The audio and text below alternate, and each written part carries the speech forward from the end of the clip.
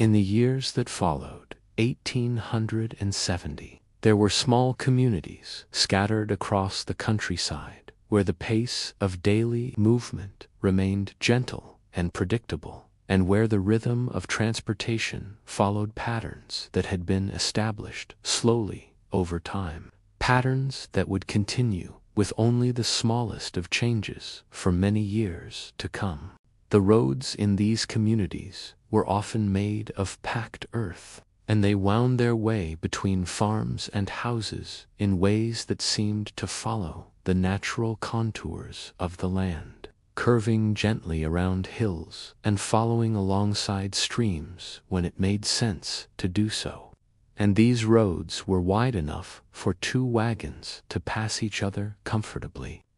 though this was not something that happened with any great frequency on most days. In the morning hours, when the light was still soft and the air carried the coolness of the night that had just passed, people would begin to move along these roads in quiet and ordinary ways, preparing for the small journeys that their daily routines required of them. And these preparations were carried out with a kind of calm deliberation that came from years of repetition and familiarity with each small task. A farmer might hitch his horse to a wagon in the early morning, moving through the steps of this process with the kind of smooth efficiency that required no thought at all, checking the leather straps and buckles with his hands while his mind wandered to other things, perhaps to the supplies he needed to collect from town, or to the weather, which seemed promising for the day ahead. With clear skies and a gentle breeze that moved through the trees without urgency, the horse would stand patiently during this process, occasionally shifting its weight from one foot to another, and sometimes lowering its head to sniff at the ground near the wagon wheel. And the farmer would speak to the horse in low, quiet tones, words that had no particular importance, but served to maintain the peaceful atmosphere of the morning and the comfortable relationship between the animal and the person who cared for it. Once the hitching was complete, the farmer would climb onto the wagon seat, which was worn smooth from years of use and felt familiar beneath him, and he would take up the reins in his hands, holding them loosely because the horse knew the route they would travel without needing much direction. And with a small movement and a soft clicking sound, they would begin to move forward along the road at a walking pace that seemed in perfect harmony with the quietness of the morning. The journey into town might take an hour, or perhaps an hour and a half, depending on which farm one was traveling from. And this time passed in a way that felt neither fast nor slow, but simply normal. As the horse maintained its steady pace and the wagon wheels turned in their regular rhythm, making a soft sound against the packed earth of the road that became a kind of background music to the journey. Along the way, the farmer might pass other travelers, perhaps another farmer heading in the opposite direction, returning home after an early morning errand, and the two would nod to each other in greeting, or perhaps exchange a few words about the weather or about some small matter of local interest. But these interactions were brief and did not interrupt the general quiet of the morning, and soon each would continue on their separate way, the sound of their wagon wheels gradually fading into the distance. The landscape that passed by during these journeys was familiar and unchanging for the most part, with the same trees standing in the same places, their branches moving gently in whatever breeze might be present, and the same fields spreading out on either side of the road, showing the slow progression of the growing season in their own unhurried time, and the same small streams crossing under simple wooden bridges that creaked softly under the weight of the wagon, but had been doing so for years and seemed likely to continue doing so for many years more. When travelers approached the small town, they would begin to see more houses, spaced at first quite far apart but gradually becoming closer together, and there would be more wagons and horses visible, moving about their business in the same calm and ordinary way. And eventually the road would meet other roads at intersections, where people had worn the grass away with their passing over time, creating clear paths that showed which ways were most commonly traveled. The town itself was arranged around a central area where several streets met, and along these streets there were shops and businesses that served the needs of the community. A general store where one could purchase basic supplies, a blacksmith's shop where horses were shod and ironwork was done,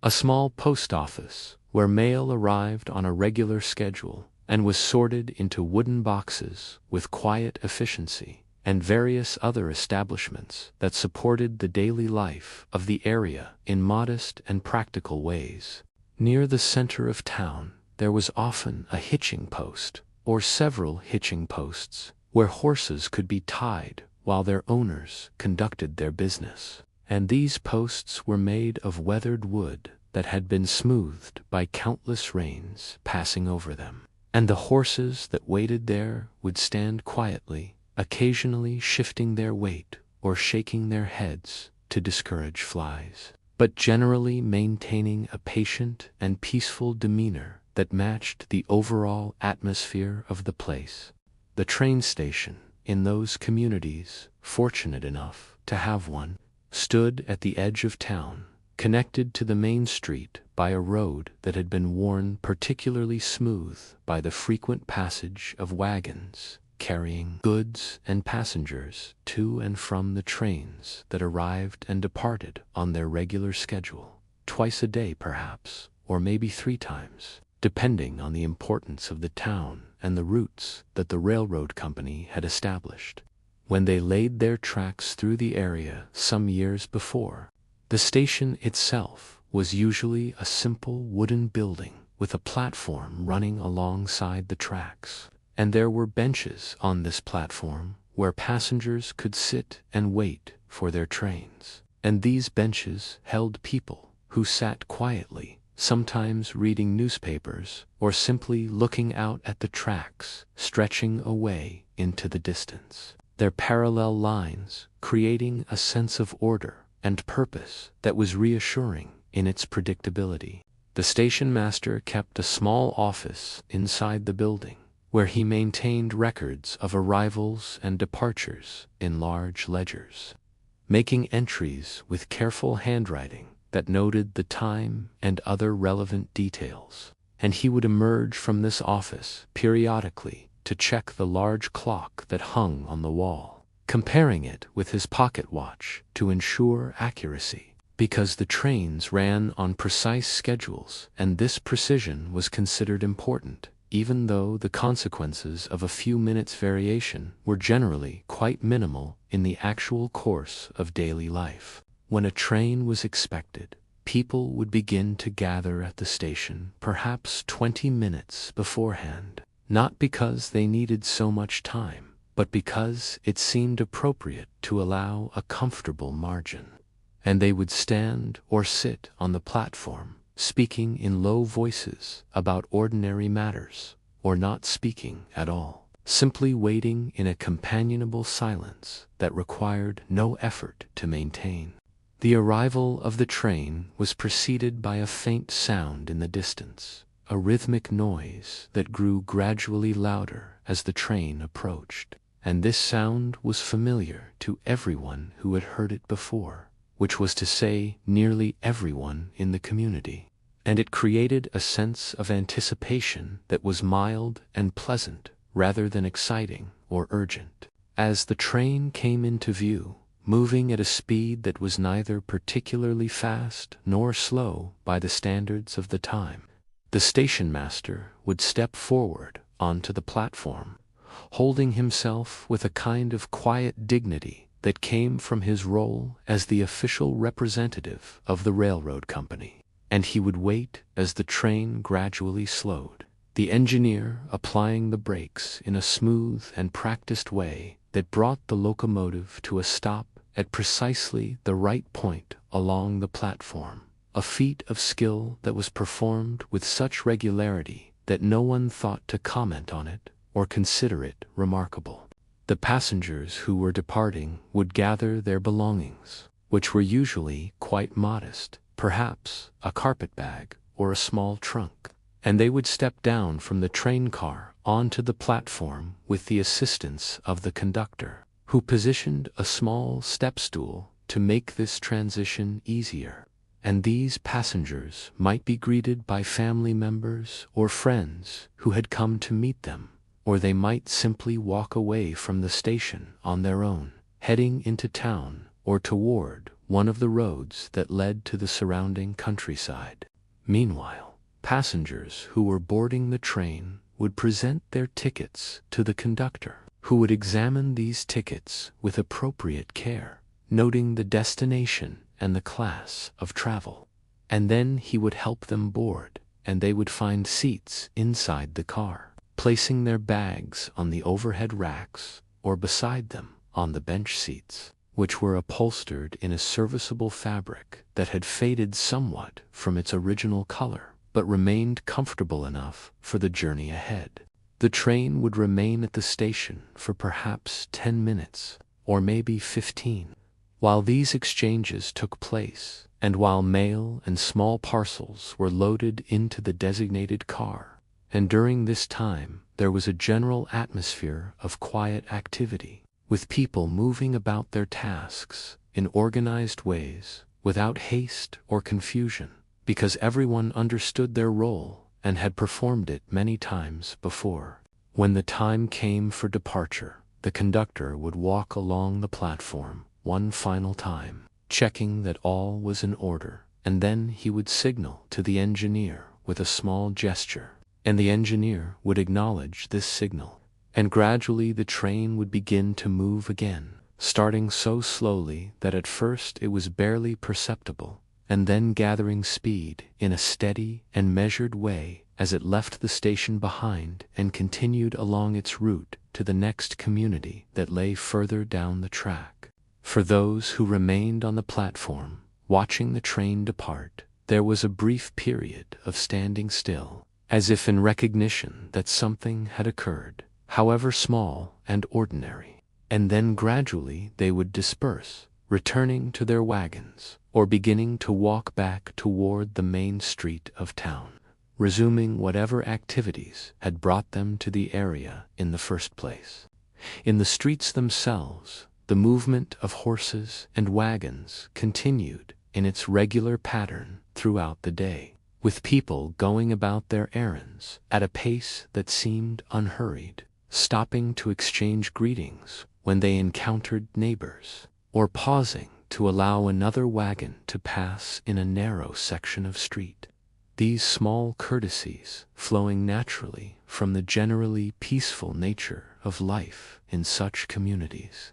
The bicycles that began to appear in some of these towns during the 1880s were initially regarded as curiosities, and people would sometimes stop what they were doing to watch as someone rode past on one of these machines, balancing on the two wheels in a way that seemed remarkable when one first saw it, though over time this too became simply another ordinary part of the transportation landscape, and riders would pedal along the streets at their own steady pace, perhaps a bit faster than walking, but not dramatically so, arriving at their destinations in due course and leaning their bicycles against walls or fences while they conducted their business inside.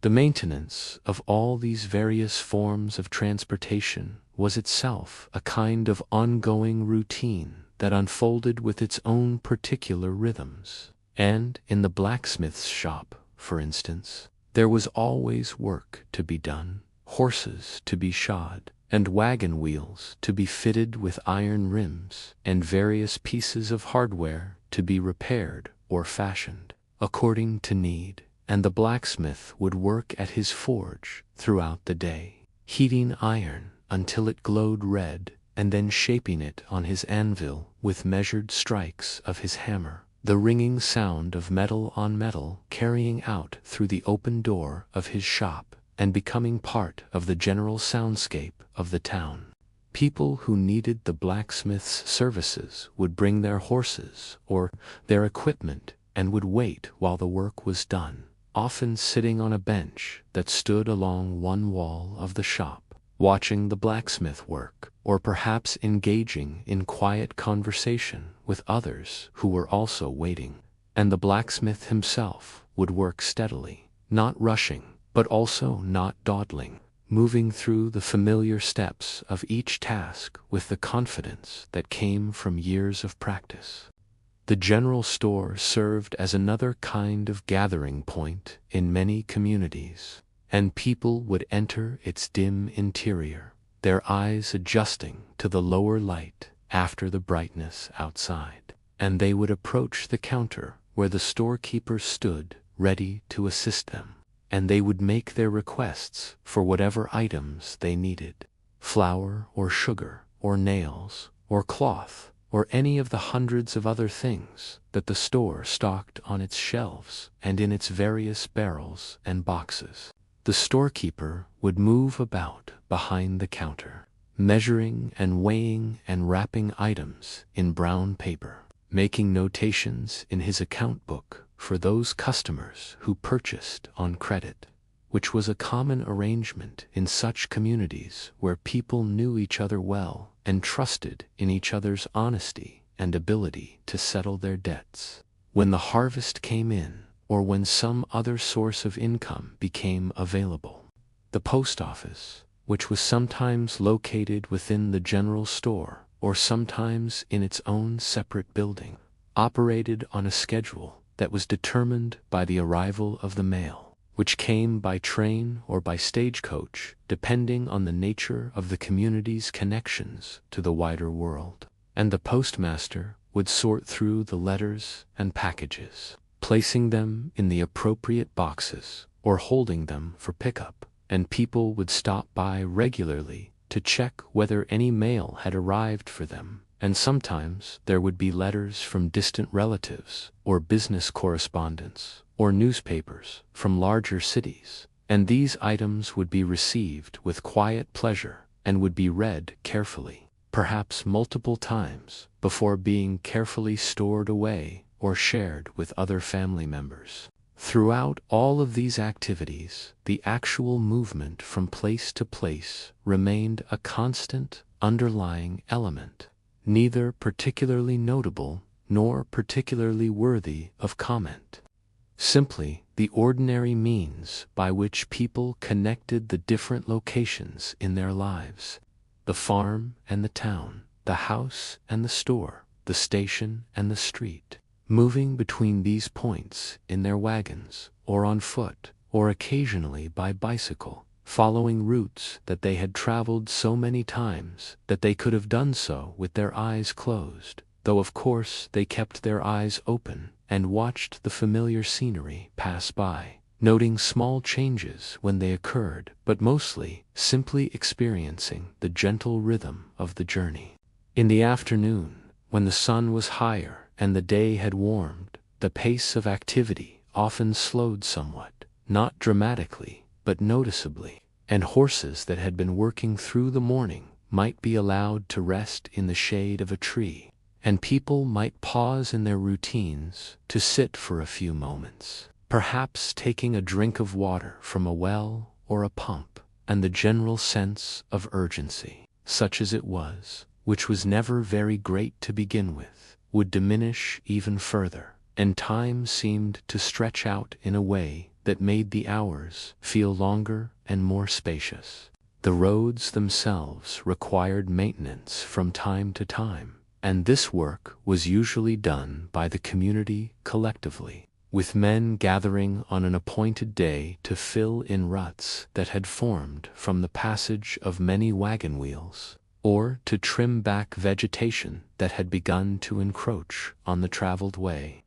or to repair a bridge or culvert that needed attention. and this work was carried out in a spirit of cooperation, with each person contributing their labor for the common good. And while the work itself was not particularly interesting or exciting, there was something satisfying about the straightforward nature of it, the simple equation of effort applied and result achieved. As the afternoon wore on toward evening, people would begin their journeys homeward, reversing the routes they had traveled in the morning. And the roads would see a gentle increase in traffic as farmers headed back to their properties and townspeople returned to their homes on the outskirts, and the horses, knowing that they were going home and that their day's work was nearly done, would often quicken their pace slightly, not dramatically, but enough to be noticeable,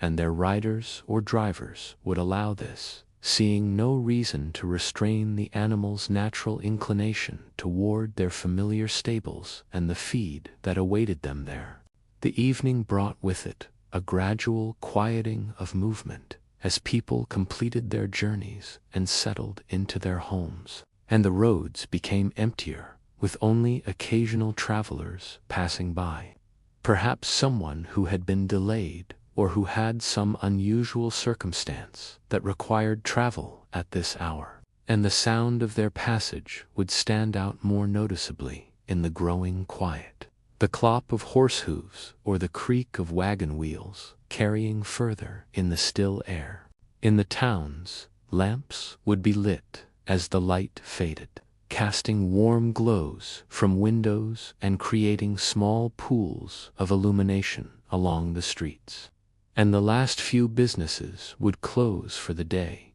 with shopkeepers locking their doors and heading home,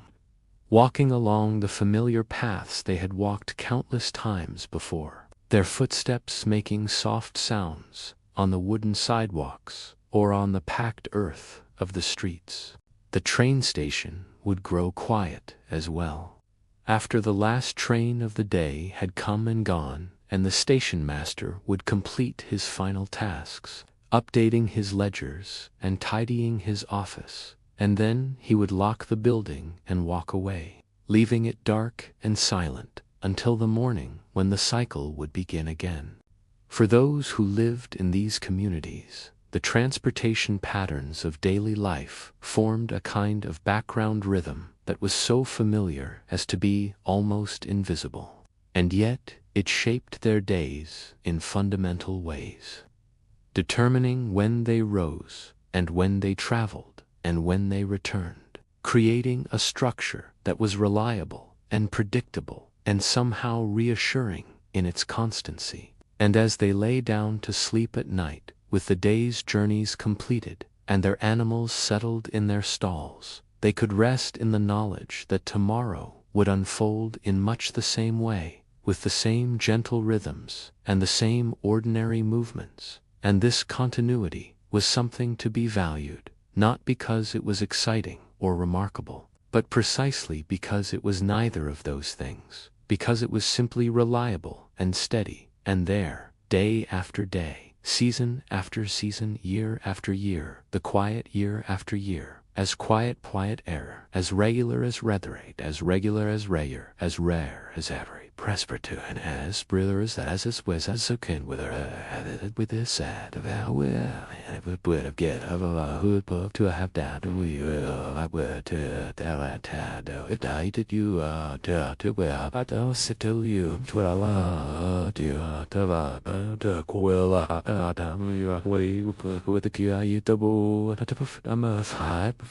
if I was more to do five I was to the but to do it